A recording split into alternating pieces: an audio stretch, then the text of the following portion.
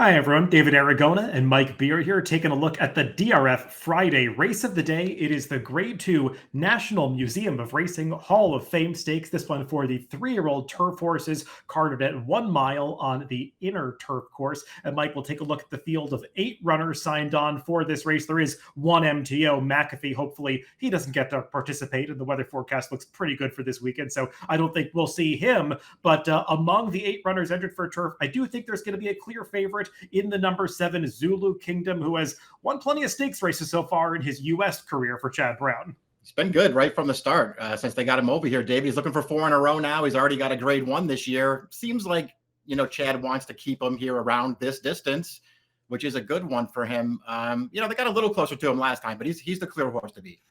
Yeah, he's competed on the undercards of some grade 1 races for the 3-year-old turfers, the Belmont Derby in July and the Saratoga Derby on this weekend in early August. But Chad Brown seems convinced he's a miler, so targeting these lesser races, though, doesn't hurt to have a grade 2 win on your resume. Let's take a look at the Timeform US pace projector for this Hall of Fame stakes. And Mike, one of the features of this race that I noticed when handicapping is it does appear there's a ton of speed signed on. I mean, the game plan with the number 1, Bago. He's going to go to the front, and he probably is the quickest early, as the Timeform US pace projector indicates, but there are 3 or 4 other horses who do their best running towards the front end. Yeah, it's true. I mean, I guess we'll see how some of these other connections and riders decide to play this thing. Bago's a really fast horse, and I gotta believe that IRED's just going to leave running from the rail here and make the early lead. The wild card as far as pace goes is the 5 Clever again, who's making his turf debut here. He's got speed on dirt. We'll see if he brings it over to turf. And then there's a horse who does most of his running towards the front end. The number 8 Tank is shown all the way back in 6th on the pace projector. I don't know if he's going to be that far back, but I think it just speaks to the fact that some horses like Bago and Clever again have run some much faster pace figures in their races. With this being the DRF Friday race of the day, do note you can get free past performances for this race and every single race of the day. Just go to that race of the day page at DRF.com and you can access free PPs when you're logged in. Let's go through this field from the rail out, beginning with the number 1 Bago.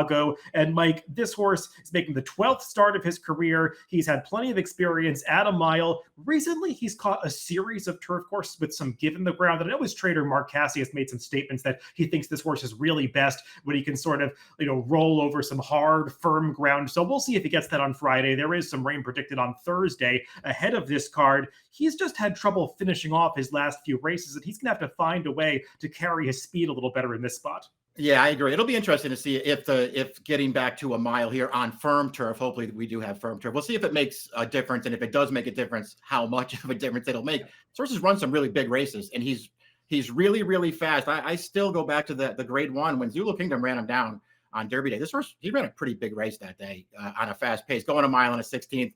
The mile helps him. I can give him excuses for his last 2 starts. I think most reasonable handicappers can probably do that, but it's not like he doesn't still have something to prove.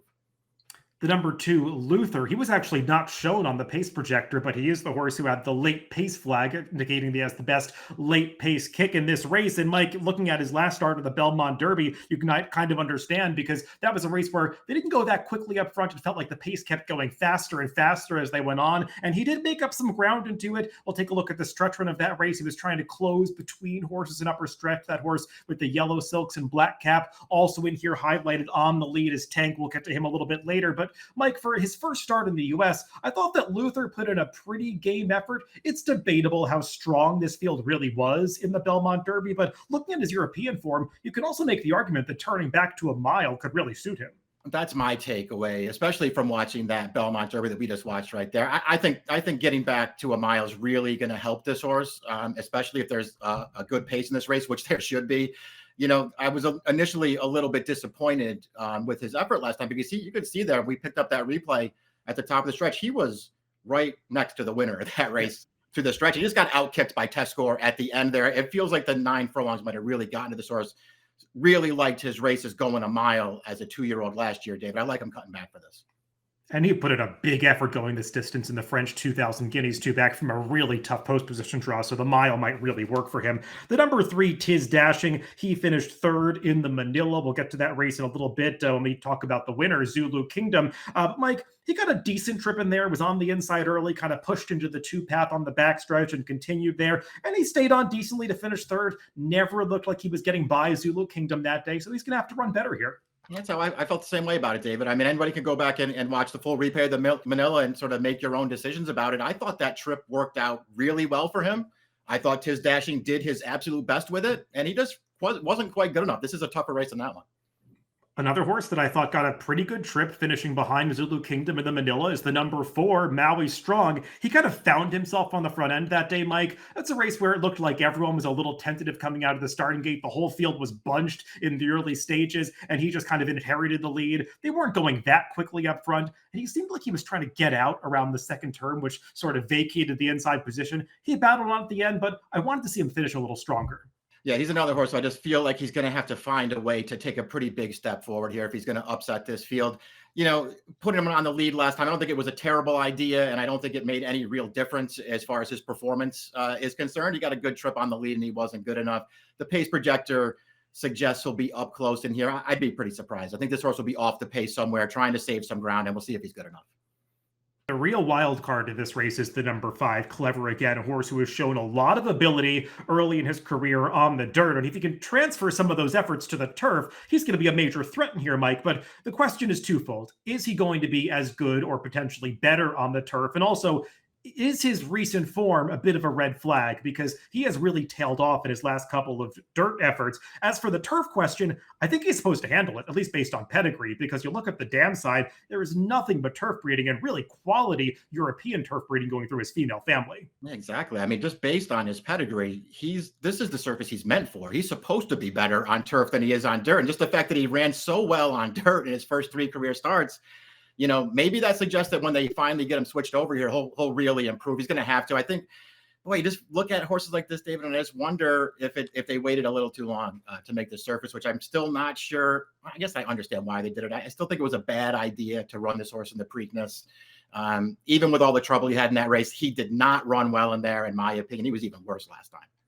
Yeah, Mike, you might remember Steve Asmussen actually entered this horse in a 1.16 turf race in his second start last summer as a 2-year-old. I think either got rained off or scratched that day. He was off for a long time, came back in the winter. Maybe there weren't opportunities to run on the turf then, but I've seen a few of his turf workouts from last summer, and now recently it looks like he really gets over the surface well. Yep. We'll see if he can handle it in the afternoon. The number 6, Out on Bail, is coming out of a 3rd place finish in the Penn Mile last time out, going the same distance, but that probably wasn't the toughest edition of the Penn Mile with some key scratches in that race, Mike. And he got a decent trip. We'll take a look at the stretch run. He was 2 to 3 wide most of the way, had his chance in upper stretch. Also in this race on the lead is Bago. He'll fade at the end here. Just feels like he's facing a tougher field now.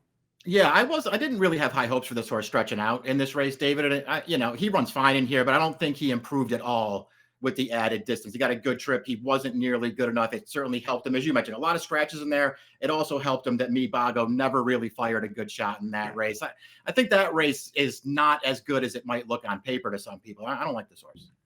The number 7 is Zulu Kingdom. He was the winner of the Grade 3 Manila going this distance that we talked about for a few of the also ran. So let's take a look at the stretch run of that Manila. And Mike, as you said earlier, this was his 3rd stakes win in a row. He was a Grade 1 winner in his prior start. They actually dropped him in class into this race, and he was able to get the job done. Now, he only wins by 3/4 of a length. I think you can make the case that he was more dominant than the margin of victory would suggest, because this was one of those races that was run during a time when the rails were set back to 0 feet. That felt like being inside was a real advantage on the inner turf during 4th of July weekend. And Mike, he was 2 to 3 wide for most of his trip. So I think he ran the best race that day. I do feel like this field is tougher though.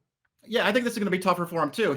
I don't have any real knocks on him. I mean, he's one of those horses who, I think the best thing about him too, as good as he is, and he does have talent, Pratt's just going to be able to put him anywhere in the race. And that's a real advantage for a horse like him. If this pace is fast, it probably won't affect him too much. And if it's slow, he'll be sitting right on top of it. I mean, he's the clear horse to beat. I still don't think he's bulletproof in here, David. I watch him run all of his races, and I'm like, maybe next time we'll get this horse. Maybe next time we'll get this horse.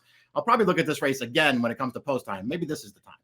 Yeah, and I just always get the vibe that Chad is not managing this horse like he's quite as good as what he looks on paper. So I'm kind of waiting for that step backwards. The number 8, Tank, rounds out the field among those entered for turf. And Mike, you got to respect a horse that's improved his Beyer speed figure in every one of his recent starts. And he stepped up and outran his odds last time in the Belmont Derby. You're hanging on for 4th. We already took a look at the stretch run of that race for Luther. And Tank took a clear lead into the lane, just got run down as they were sprinting through the late stages. He couldn't really quicken with those horses.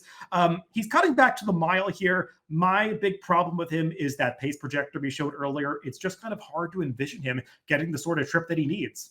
Yeah, I had the same issues with this horse because I actually like his recent form. His form is actually pretty good right now, and getting back to a mile could help him as much as it helps anybody else, except for the fact that he's got a lot of speed to his inside here. I think it works against him. Let's go to our picks for this Hall of Fame stakes. And Mike, I think we're going to land on the same horse here, the number 2 Luther, who's just supposed to get plenty of pace to close into and might be cutting back to the right distance. Yeah, like I'm getting back to a mile quite a bit here. I think this race will set up well for him. I thought he ran fine in the Belmont Derby last time. Want to take a shot against Zulu Kingdom here. We'll see if we can get him this time. I thought long and hard about upgrading the number 5 Clever again to my top pick. I wasn't sure what kind of price he'd be because he's a horse that did compete in a Triple Crown race, though sometimes take money, but I'm very interested to see what he does getting on turf for the first time. Number 2 Luther for both of us, 2571 for me, 2715 for Mike in the DRF Friday race of the day, the Grade 2 National Museum of Racing Hall of Fame stakes. Good luck if you're playing the races this weekend.